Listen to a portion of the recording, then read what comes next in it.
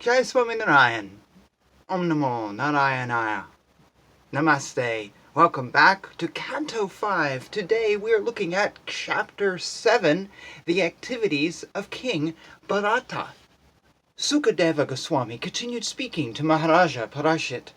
My dear king, Bharata Maharaja was a topmost devotee. Following the orders of his father, who had already decided to install him on the throne, he began to rule the earth accordingly.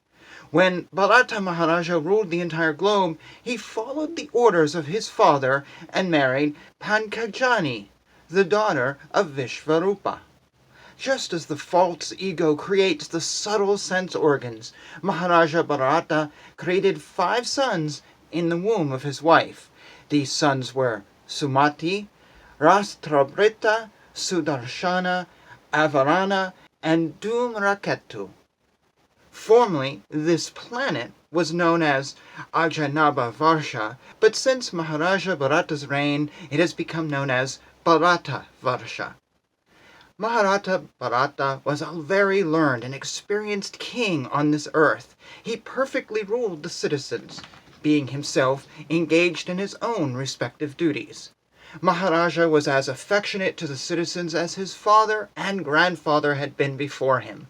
Keeping them engaged in their occupational duties, he ruled the earth. With great faith, King Bharata performed various kinds of sacrifice. He performed the sacrifices known as Agnihotra, Darsha, Punarmasa, Katarmasya, Pasu Yajna, and Soma Yajna. Sometimes these sacrifices were performed completely and sometimes partially. In any case, in all sacrifices, the regulations of Katarhotra were strictly followed. In this way, Bharata Maharaja worshipped Lord Vishnu. After performing the preliminaries of various sacrifices, Maharaja Bharata offered the results in the name of religion to Lord Vishnu Vyasadeva. In other words, he performed all the yagnas for the satisfaction of Lord Vyasadeva, Lord Krishna. Maharaja Bharata thought that since the demigods were different parts of Vasudeva's body, he controls those who are explained in the Vedic mantras. By thinking in this way, Maharaja was freed from all material contamination, such as attachment, lust, and greed. When the priests were about to offer the sacrificial ingredients into the fire, King Bharata expertly understood how the offering made to different demigods was simply an offering to the different limbs of the Lord. For instance, Indra is the arm of Lord Vishnu, and Shiva is his eye. Thus, King Bharata considered that oblations offered to different demigods were actually offered unto the different limbs of Lord Vyasadeva. In this way, being purified by ritualistic sacrifice, the heart of Maharaja was completely uncontaminated.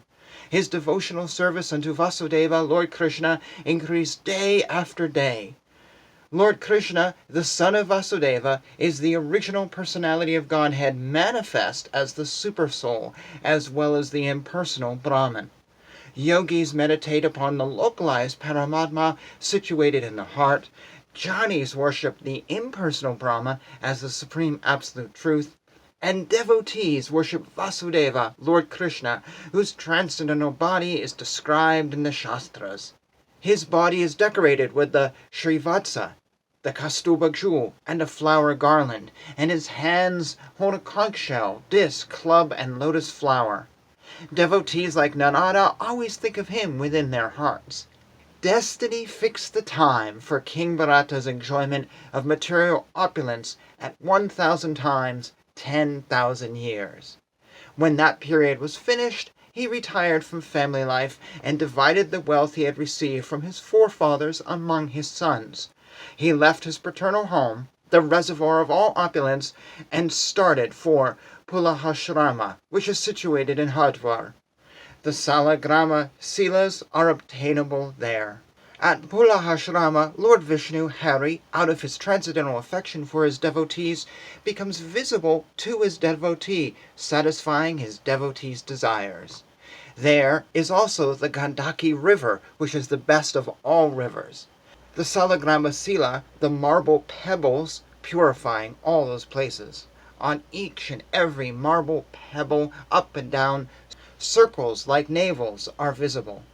In the gardens of Pula Ashrama, King Maharaja lived alone and collected a variety of flowers, twigs, and tulasi leaves. He also collected the water of the Gandaki River, as well as various roots, fruits, and bulbs. With these he offered food to Lord Vishnu, and worshipping him, he remained satisfied.